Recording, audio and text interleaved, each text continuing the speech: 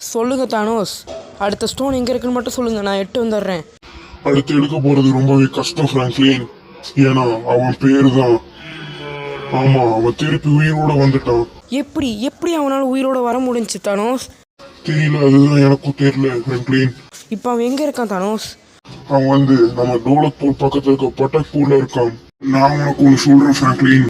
அவனோட நீ ராஜ்யத்துக்குள்ள எல்லைக்குள்ள போகும்போதே உன்னை அந்த டார்க்னஸ் சூழ ஆரம்பிச்சிடும்.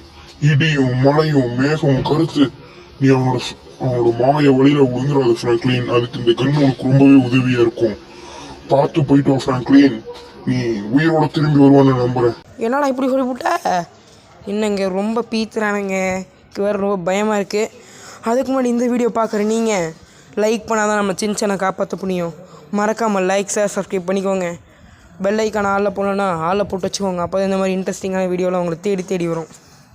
சரி, டக்குன்னு நம்ம இங்கேருந்து அந்த கேஸ்டலுக்கு போக ஆரம்பிச்சிடலாம். ரொம்பவே தூரம்தான், இருந்தாலும் பரவாயில்ல. ஆமாம், நம்ம தானும் சொன்ன மாதிரி இருள் நம்மளை சூழ ஆரம்பிச்சிருச்சு. என்ன பண்ணுறது? டக்குன்னு அந்த கேஸ்டல் வந்துருச்சுங்க. இதுக்கப்புறம் என்ன நடந்துச்சுன்றதை அடுத்த பாட்டில் பாருங்கள். பாய்.